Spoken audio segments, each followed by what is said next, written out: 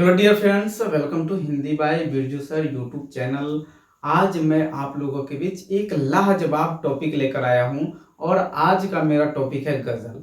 साथियों, एक्चुअली होता क्या है कि हम सभी गजल सुनते हैं, कभी कभी हम लोग गजल गाते भी है और अपने समाज में हम देखते हैं महिलाएं खास करके गजल गाती है। तो क्या आपको ये पता है कि गजल की परिभाषा क्या है, गजल किसे कहते हैं, गजल का अर्थ क्या है? तो चलिए आज हम जानते हैं गजल के बारे में। देखिए, आज का मेरा प्रश्न है गजल किसे कहते हैं और इसका आंसर देते हैं। गजल का अर्थ होता है महिलाओं से या महिलाओं की बातचीत। देखिए, गजल का अर्थ क्या है? तो महिलाओं से या महिलाओं की बातचीत, यही होता है गजल का अर्थ। अब देखिए 1 नंबर में क्या कहा जा रहा है, उर्दू और फारसी की परंपरा से भारत में आई है।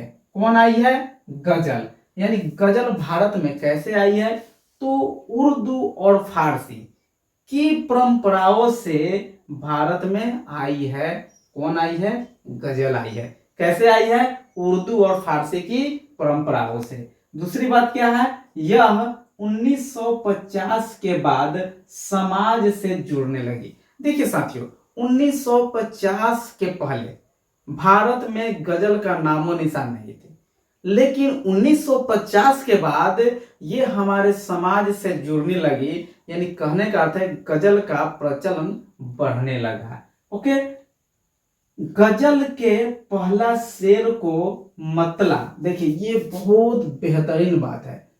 क्या? गजल के पहला शेर को मतला, यानी मतला का अर्थ होता है उगता हुआ सूर्य कहते हैं। देखिए, आपसे प्रश्न पूछा जा सकता है मतला किसे कहते हैं या मतला का अर्थ क्या होता है?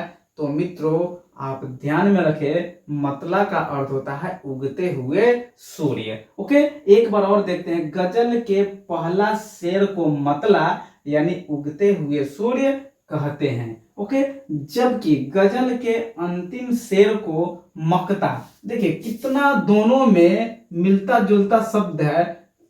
क्या है? मतला और मकता।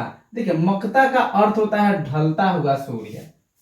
मकता का अर्थ क्या होता है? ढलता हुआ सूर्य। गजल के पहला शेर को मतला यानी मतला का अर्थ था उगते हुए सूर्य कहते हैं। और दूसरी बात क्या है?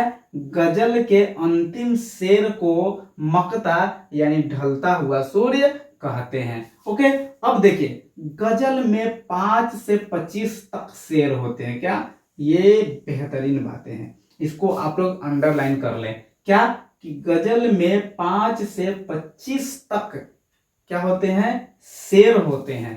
ओके, अब देखिए उदाहरण के लिए, जिसे इश्क का तीर कारी लगे उसे जिंदगी क्यों ना भारी लगे। देखिए कितना बेहतरीन उदाहरण है। जिसे इश्क का तीर कारी लगे, जिसे इश्क का तीर कारी लगे उसे जिंदगी क्यों ना भारी लगे। ओके, ये क्या है? ये गजल का उदाहरण है। अब देखिए ये पॉइंट नंबर 5, शेर हमेशा विषम संख्या में ही होते। देखिए ये जो गजल है, इस गजल में शेर की संख्या हमेशा विषम संख्या में होती है। आपसे पूछा जा सकता है प्रश्न कि गजल में शेर की संख्या किसमें होती है? आपके बीच ऑप्शन होगा सम, विषम और भी कुछ हो सकते हैं। तो आपका आंसर क्या हो जाएगा? वहां होगा विषम। ओके, गजल में लय और तुक को क्रमशः रदीफ और काफिजा कहते हैं। बहुत बेहतरीन बात है। देखिए शेर हमेशा विषम संख्या में ही होते हैं। गजल में लय और तुक को क्रमशः रदीफ और काफिजा कहते हैं। देखिए गजल में लय को हम रदीफ कहते हैं। क्या कहते हैं? रदीफ। और ये जो तुका है इसको क्या कहते हैं? काफिजा। क्या कहते हैं? काफिजा। आपसे प्रश्न पूछा जा सकता है कि गजल में काफिजा किसे कहते हैं, काफिजा का अर्थ क्या होता है? तो आप क्या आंसर देंगे? तुक। या पूछा जा सकता है कि गजल में तुक का अर्थ क्या होता है?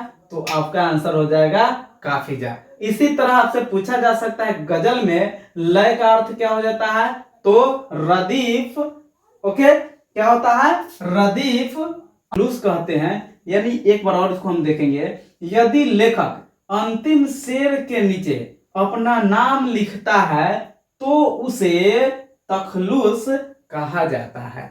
बहुत से आप शेर देखे होंगे, ऐसे आपको बहुत से शेर मिले होंगे जिस शेर के नीचे लेखक अपना नाम लिख देता है। तो जब लेखक अपना नाम लिख देता है तो उसे हम क्या कहते हैं, तखलुस कहते हैं। ओके, अब देखिए क्वेश्चन फॉर यू, ये क्वेश्चन प्रश्न आपके लिए है।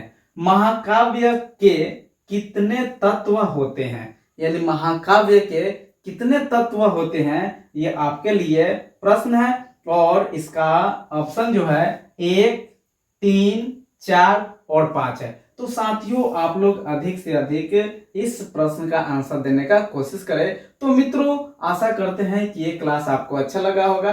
फिर अब मिलते हैं आपसे अगले वीडियो में, तब तक के लिए आप लोगों से लेते हैं विदा।